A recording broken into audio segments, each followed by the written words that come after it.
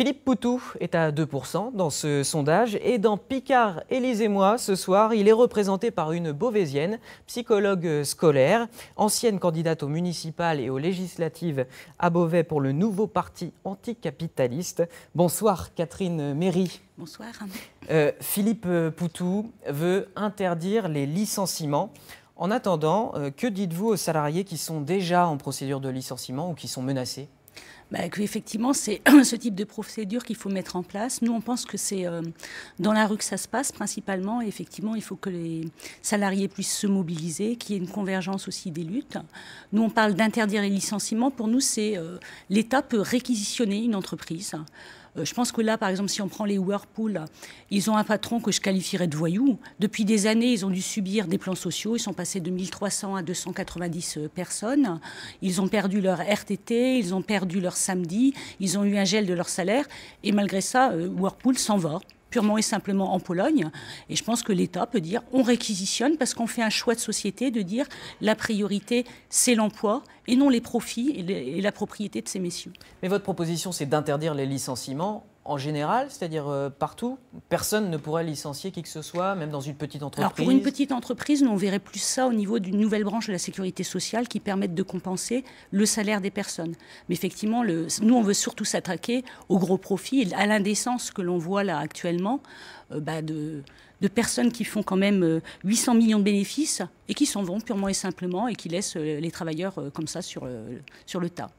Vous critiquez donc les capitalistes, les patrons, du moins certains. C'est un discours qu'on connaît, qui est commun à d'autres candidats. Vous les remplacez par quoi ? Comment on fait tourner les entreprises sans lesquelles il n'y a pas d'emploi ? Nous, on voudrait que ça soit sous le contrôle des travailleurs, un peu comme des SCOP. C'est-à-dire avoir des coopératives et qu'on puisse travailler comme ça, qu'effectivement les travailleurs sont tout à fait en capacité de s'organiser et de faire tourner. Dans tous les domaines, ça dépend, parce qu'on pense aussi qu'il y a un certain nombre d'entreprises, par exemple dans l'énergie, qui relèvent du service public. C'est-à-dire qu'on est pour, par exemple, tout ce qui est énergie, transport, tout ce qui relève des besoins vitaux, que ça passe effectivement au service public. Et que le patron n'est pas nécessaire ? Non, du tout. Ce sera l'État par ailleurs. Tout indique que votre candidat, Philippe Poutou, ne sera pas élu président, sauf surprise. Selon vous, les élections, la démocratie, la loi, peuvent-elles faire quelque chose pour les salariés que vous prétendez défendre ? Nous, on s'est saisi de cette élection pour présenter nos idées, mais effectivement, on ne croit pas que les élections vont changer quelque chose. Nous, on pense que ça se passe dans la rue, qu'effectivement, par rapport aux idées là que je viens d'avancer, effectivement, il faudra être dans la rue. Il faudra une mobilisation. On le voit, tous les acquis sociaux qu'on a pu avoir, ça a été suite à des grosses grèves, suite à des mouvements sociaux, suite à des mobilisations extrêmement importantes. Et on pense que c'est un moyen. La mobilisation sociale, c'est un moyen pour aboutir à quelque chose. Vous voulez quoi ? Vous voulez changer les institutions, la Ve République ? On dit aussi qu'il faut passer à autre chose. Donc effectivement, plus de président de la République, plus de Sénat. On a surtout des idées à mettre en avant sur une conception de la politique.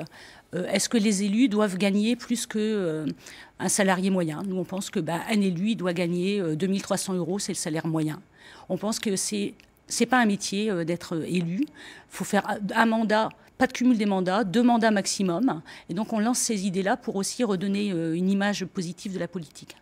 C'est donc une 6e République, on peut appeler ça comme ça ? Je ne sais pas si on peut l'appeler comme ça. Nous, on lance dans ce débat-là, effectivement, on passe à autre chose. Une république, en tout cas. Et on veut une république, mais qui fonctionne différemment. Vous n'êtes pas un syndicat, bien sûr, vous êtes un parti politique. Avez-vous des propositions sur les autres sujets, donc au-delà des conflits sociaux et de la 5e République ou la 6e je ne sais pas, est-ce que vous avez tout un programme sur l'environnement, sur la sécurité, sur le sport ? Alors, ce que je pourrais dire, je vais vous le montrer. On attend juste d'un exemple, mais vous avez un programme complet. Voilà, tout à fait. On a un programme complet que vous pouvez aller voir sur notre site. Au-delà de ça, moi, je pense qu'il y a des idées importantes. Les idées fortes, c'est sur l'emploi. C'est sur les services publics. Nous, on pense qu'il est possible de créer 1 million d'emplois dans les services publics. Alors, ce n'est pas une idée comme ça en l'air. Je veux dire, c'est calculé. Le CICE, c'est 20 milliards. 20 milliards, c'est ce qu'il faut pour créer 600 000 emplois. Merci Catherine Méry. On est obligé de s'arrêter là. C'est le temps de parole, comme d'habitude, qui nous arrête.